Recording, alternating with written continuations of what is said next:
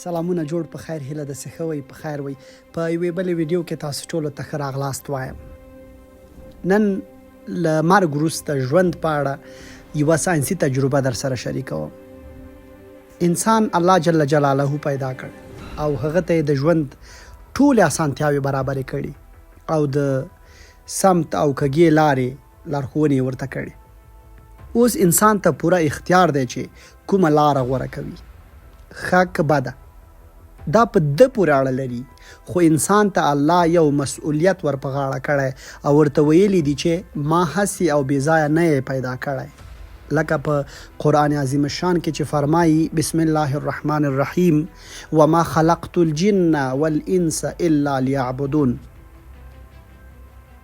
ما پیریان او انسانان نه دي پیدا کړي مګر د خپل عبادت لپاره. اوس انسان که ښه وکړي یا بد په ژوند کې کله د هغې سزا او جزا ویني او کله نه. که په ژوند کې یې سزا او جزا ولیدله نو صحیح ده، او که ویې نه لیدله نو بیا د بیلګې په ډول کې انسان په چا ظلم وکړي او مظلوم ترې په ژوند خپل بدل وانخیستی شو نو اوس دی به څه کوي؟ کوم عدالت ته به ځي؟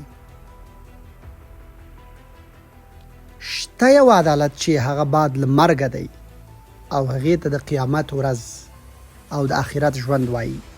د مرګ په هکله په قرآن کې ډېر آیاتونه شته چې دلته یو کافي بولم.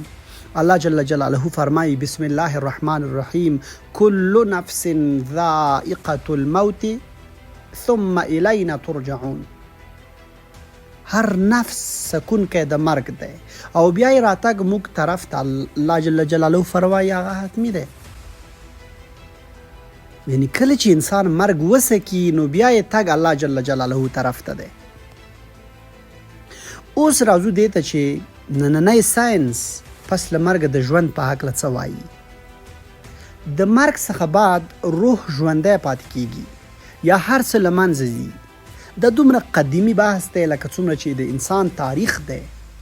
البته د ساینس په اند ساینسپوهان د ډیر وخت راهیسې په دې هڅه کې وو چې د دې سوال ځواب ولټوي او بالاخره د جرمني د ارواپوهانو یا نفسیاتو څیړونکو او ماهرانو دا دعوه وکړه چې د هغوی کړو تجربو دا ثابته کړې چې د مرګ نه پس ژوند شته، خو هغه ژوند د دې ژوند څخه ډیر توپیر لري. دغه څیړنې او تجربې د جرمني په ټکنالوژي پوهنتون کې د کارډیوپلمونري د رئیس ټنشن په مشرۍ وشوې چې په دې تجربو کې د مختلفو مذاهبو 994 رضاکارانو برخه اخیستې وه. په دې تجربو کې برخه اخیستونکو وګړو ته د یو ډول درمل په واسطه د 20 دقیقو لپاره کلینیکي مرګ ورکړل شو. دا کټ مټ د فزیکي مرګ یا الهي مرګ غوندې وو. خو یوه خبره ده چې CPR ماشین او د درملو په واسطه بیرته ژوند په خپل حال کې کېدی شي، یعنی ژوند کېدی شي.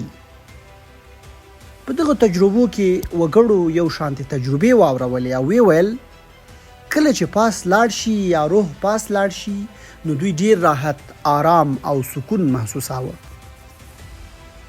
د دې څېړنې مشر ډاکټر برتولنګرامین ویل چې دې تجربې دا په ثبوت ورسوله چې د جسم له مړه کېدو سره داسې نه ده چې هر څه دې له منځه ولاړ شي، بلکې انسان یوې بلې لطیفې او نازکې دنیا ته لاړ شي او د یو نوي ژوند پیل وکړي.